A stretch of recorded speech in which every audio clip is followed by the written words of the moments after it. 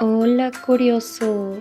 ¿Te has preguntado qué le hace un fármaco a tu cuerpo? Pues quédate a ver nuestro video. Somos estudiantes de la Universidad de Cuenca, Facultad de Ciencias Médicas, carrera de Enfermería. Y el tema del que hoy vamos a hablar se denomina farmacodinamia. ¿Habías escuchado sobre la farmacodinamia? La farmacodinamia, también llamada farmacodinámica o farmacosis, es el estudio de los efectos bioquímicos y fisiológicos de los fármacos y de sus mecanismos de acción y la relación entre la concentración del fármaco y el efecto de este sobre un organismo. Dicho de otra manera, es el estudio de lo que le sucede al organismo por la acción de un fármaco.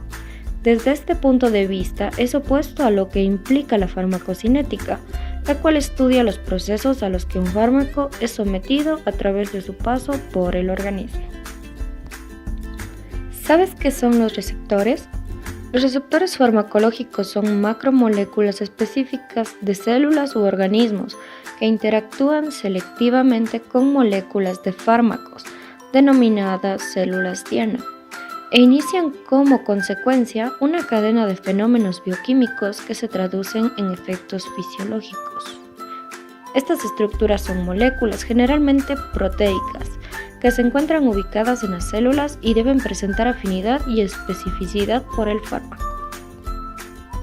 Para esto, debe haber una interacción la cual se da tras la unión del fármaco al receptor, produciendo distintas respuestas, como la modificación del flujo de iones, por ejemplo, anestésicos locales. Cambios en la actividad de enzimas, cuando el receptor se encuentra conectado a estructuras membranosas, por ejemplo, un tratamiento con insulina.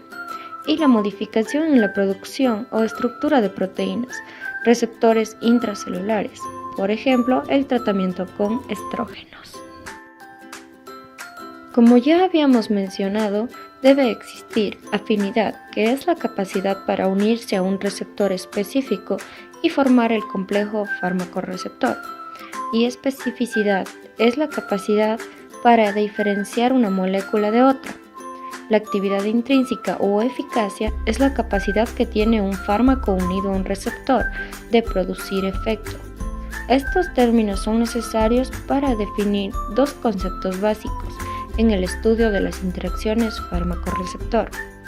El agonista, que significa es un fármaco que posee afinidad y actividad intrínseca por un receptor, y el antagonista, que es un fármaco que posee afinidad pero carece de actividad intrínseca.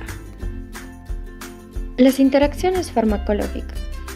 Cuando dos o más fármacos se administran simultáneamente, puede ocurrir interacciones entre ellos y el receptor. Esto provoca variaciones en sus efectos. Por esta razón se plantea que existe el sinergismo, que se da cuando el efecto de dos o más fármacos administrados simultáneamente es igual o superior al de cada uno administrado por separado, y el antagonismo, que sucede cuando el efecto combinado de dos fármacos es inferior al de cada uno administrado por separado. ¿Qué es una dosis? Una dosis es la cantidad del fármaco que se administra para lograr eficazmente un efecto determinado.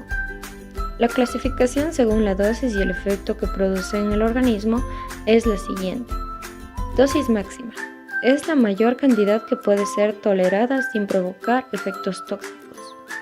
Dosis mínima es la dosis a la que empieza a aparecer el efecto terapéutico. Dosis terapéutica es la comprendida entre la dosis máxima y mínima. Dosis efectiva, 50. Es la dosis que produce un efecto terapéutico en el 50% de la población que recibe el fármaco. Pero, ¿qué efectos puede causar el fármaco? Un fármaco puede causar diversos efectos, pero los principales son: el efecto primario es un efecto fundamental terapéutico deseado del fármaco, que se da cuando llega a la diana molecular, disminuyendo el dolor. Efecto secundario son efectos adversos independientes de la acción principal del fármaco, inhibiendo la función protectora. Efecto placebo son manifestaciones que no tienen ninguna relación con alguna acción realmente del fármaco. Es decir, es un efecto psicológico. Efecto letal. Acción biológica medicamentosa que induce a la muerte. Efecto tóxico. Por lo general se distingue de los anteriores por ser una acción indeseada, generalmente consecuencia de una dosis en exceso. Te estarás preguntando, ¿cómo ingresa el fármaco a tu organismo? Pues para ello debemos conocer lo siguiente. Las vías de administración son los caminos que se utilizan para que un fármaco ingrese al organismo. Se clasifican en enteral, que son todas las vías por las que pasan por el intestino hasta llegar a un lugar donde se pueden absorber. Estas se subdividen en oral, sublingual y rectal. Un dato curioso sobre estas vías es que todas tienen una pérdida parcial o mínima del paso hepático. ¿Qué es el paso hepático? La pérdida del paso hepático es el porcentaje que el fármaco pierde al pasar por el hígado. Este porcentaje perdido varía dependiendo de la vía, como son: en la vía oral se da una pérdida porcentual del primer paso hepático. En la vía sublingual se da una pérdida mínima del primer paso hepático debido a la irrigación sanguínea abundante en la porción inferior de la lengua. En la vía rectal se da una pérdida mínima del primer paso hepático. La vía parenteral. Son paralelas al intestino hasta llegar a la circulación y tienen el 100% de biodisponibilidad.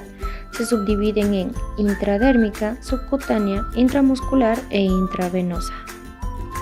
¿Sabías qué es la concentración plasmática de un fármaco? Es la cantidad de fármaco presente en el torrente sanguíneo después de haber sido administrado. Esta va a depender del tiempo, ya que si no se administra a la hora acordada, la concentración total del fármaco disminuye, generando resistencia de la bacteria, por lo cual el fármaco ya no tendría el mismo efecto en el organismo. No olvides que existen algunos factores que modifican la acción de los fármacos, como la edad, el peso corporal, el sexo, la presencia de patologías, factores genéticos, la tolerancia hacia el fármaco, antagonismos químicos, fisiológicos y competitivo o farmacológico, sinergismo de suma y de potenciación. Recuerda que en la Universidad de Cuenca estamos para ayudarte y despejar tus dudas. Esperamos que nuestro trabajo haya sido de gran ayuda para cumplir tus estudios. Gracias por ver este video. Este trabajo fue realizado y editado por Daisy Cristina Matute Ochoa, Karina Viviana Mogrovejo Calderón, Ruth Isabela Calle Hurtado y Lisette Estefanía Mejía Tigre, dedicado a la licenciada Marianela Parra. Puedes encontrar más información accediendo a las siguientes bibliografías.